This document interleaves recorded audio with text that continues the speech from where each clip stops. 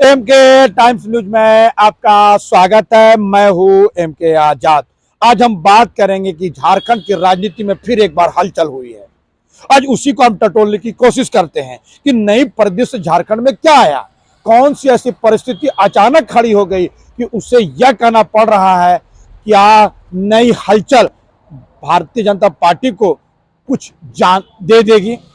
सत्ता पक्ष जो झारखंड में है और सत्तारूढ़ के साथ तमाम लोग, गठबंधन के लोग, यही बात तो कहते हुए नजर आ रहे हैं कि भारतीय जनता पार्टी में झारखंड की जो उठापो है वो अभी बिना समाप्त होने वाली नहीं है। यानी झारखंड में जो भारतीय जनता पार्टी के उठापो की स्थिति है, जो असमंजस की स्थिति है, वो अभी फिलहाल टलने वाला नहीं है। और बड़े दिनों के बाद यदि रघुवर दास की याद आने लगी तो समझते चले जाइए, क्योंकि नई नई बात तो सामने आती हुई दिखती है।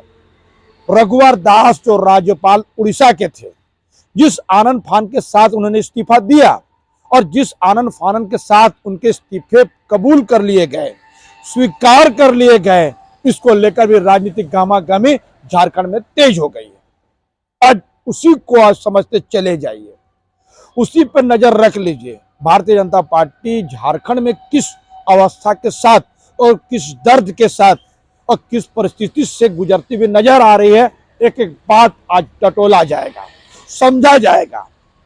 देश की राजधानी दिल्ली में जो कुछ होता हुआ दिखता है और जो कुछ वहीं से चलता हुआ झारखंड होते हुए जब जिला तक पहुंच जाता है भारतीय जनता पार्टी की राजनीति, तो समझते चले जाइए। क्योंकि भारतीय जनता पार्टी में जब राष्ट्रीय अध्यक्ष चुनने की नौबत आई तो हाथ पांव भारतीय जनता पार्टी के फूल जरूर गए। भारतीय जनता पार्टी जो विश्व की सबसे बड़ी पार्टी कहलाने के दावा करती है, अपने आप को सबसे बड़ी पार्टी रायशुमारी में अपने आप को रखती है, तो समझते चले जाइए कि वो राष्ट्रीय अध्यक्ष बनाने में हाफ जाए तो कहा क्या जाए। झारखंड को ले लीजिए, क्योंकि आज बात चल रही थी झारखंड को लेकर। तो झारखंड में क्या स्थिति बनी हुई है, विधायक दल का नेता चुनने में भारतीय जनता पार्टी हाफ गई है। और लोकसभा चुनाव के परिणाम और विधानसभा के परिणाम को टटोल लीजिए तो स्पष्ट होता हुआ दिखेगा कि भारतीय जनता पार्टी इस समय में असहाय जरूर है। झारखंड में जो कुछ होता हुआ दिखता है, संगठन कहां चला गया और कौन सा मास्टर स्ट्रोक नरेंद्र मोदी खेलते चले गए, वो झारखंड में पहुंच नहीं रहा है। उसका आपा दिखाई नहीं दे रहा है, करिश्मा दिखाई नहीं दे रहा है, तो समझते चले जाइए।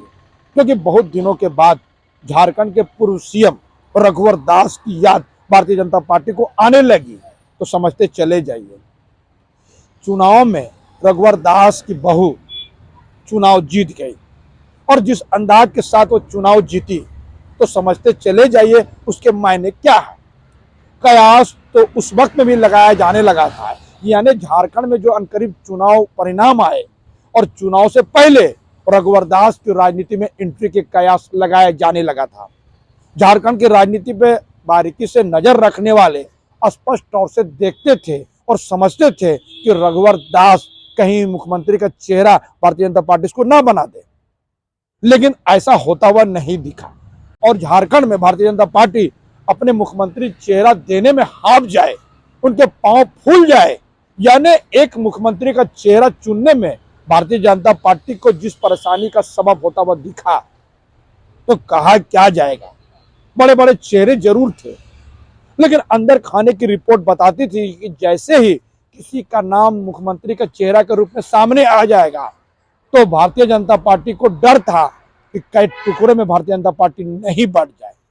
राजनीति पे नजर रखने वाले इस ओर इशारा करते हुए नजर आते हैं और भारतीय जनता पार्टी डर गई थी, इसीलिए मुख्यमंत्री का चेहरा झारखंड में बनाने से गुरेज कर दी, बच गई। लेकिन एक बार फिर यह क्या परिस्थिति हो गई कि रघुवर दास की जरूरत आज झारखंड की राजनीति में भारतीय जनता पार्टी को होने लगी। कयास लगने लगा कि रघुवर दास को प्रदेश अध्यक्ष बनाया जाएगा। कयास तो यह भी लगाया जाने लगा कि हो सकता है कि रघुवर दास पार्टी के ही अध्यक्ष बन जाए। लेकिन ज्यादा अंदाजा इस बात को लेकर है कि प्रदेश का कमान एक बार फिर रघुवर दास के हाथों में चलाएगा। दोनों बातों को टटोल लीजिए तो एक बात स्पष्ट होता हुआ दिखता है कि झारखंड की राजनीति में एक बड़ा पद और एक बड़ी जिम्मेदारी रघुवर दास को भारतीय जनता पार्टी के आलाकमान ने जरूर तय कर ली है।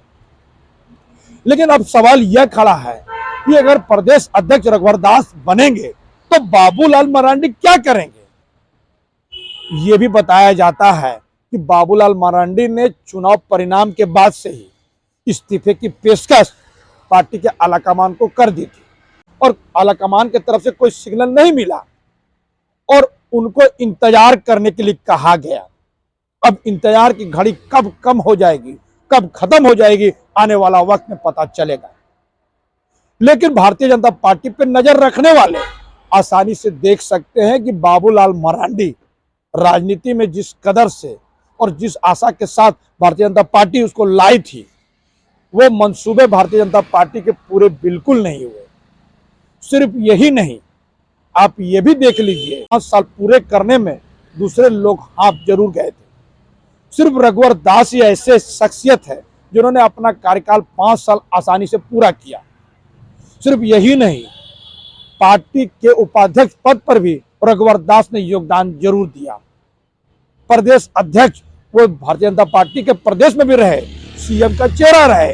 अब बाखूबी हर पदों को रघुवर दास बाखूबी निभाया। सबको ले चलने की मादा उसमें जरूर है।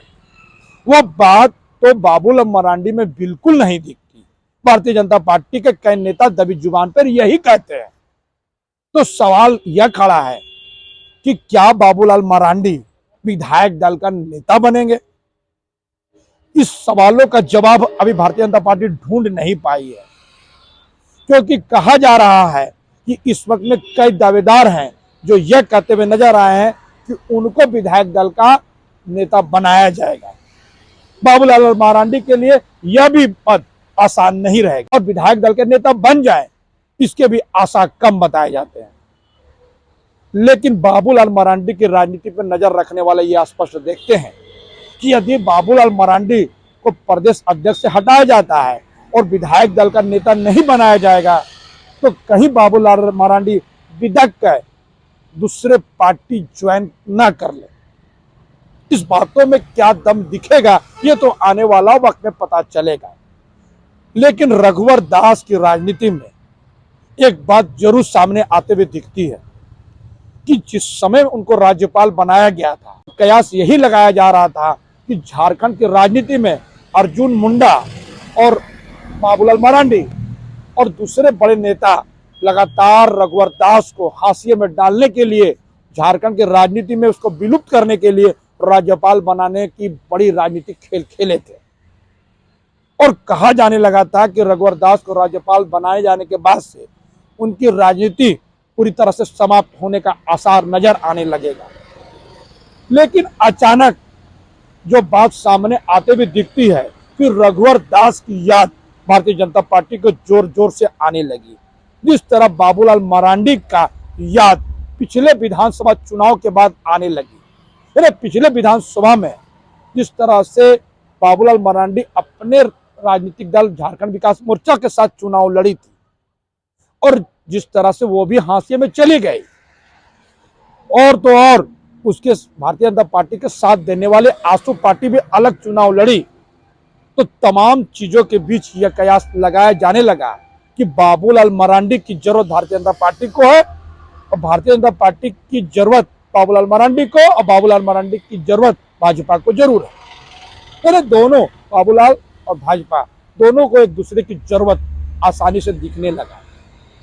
लेकिन चुनाव परिणाम तो कुछ और ही इशारा कर रहा है, यानी विधानसभा के चुनाव परिणाम किस ओर इशारा कर रहा है ये समझते चले जाइए। क्योंकि जब अलग अलग थे, बाबूलाल मरांडी का झारखंड विकास मोर्चा अलग चुनाव लड़ी थी और भारतीय जनता पार्टी अलग चुनाव लड़ी थी, तो 25 विधानसभा सीट भारतीय जनता पार्टी जीत गई।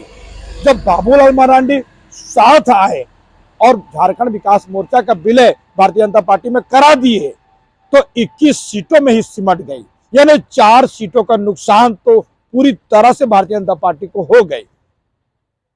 तो कहा जा सकता है कि बाबूलाल मरांडी की उपयोगिता अब भारतीय जनता पार्टी को नहीं रही।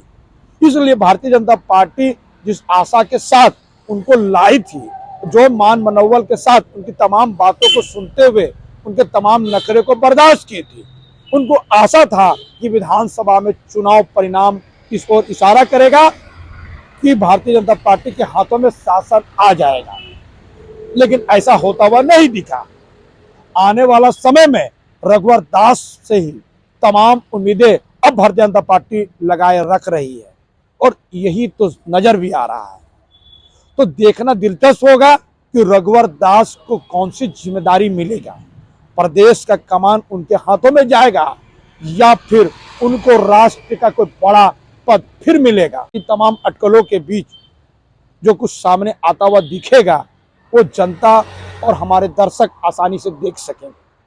तो हमारे छोटा सा विश्लेषण आपको कैसा लगा, अपने कमेंट्स जरूर कमेंट्स करें, और जिन्होंने अभी तक न्यूज़ को सब्सक्राइब नहीं किया उससे विनम्र निवेदन है कि सब्सक्राइब जरूर कर दे। जोहार।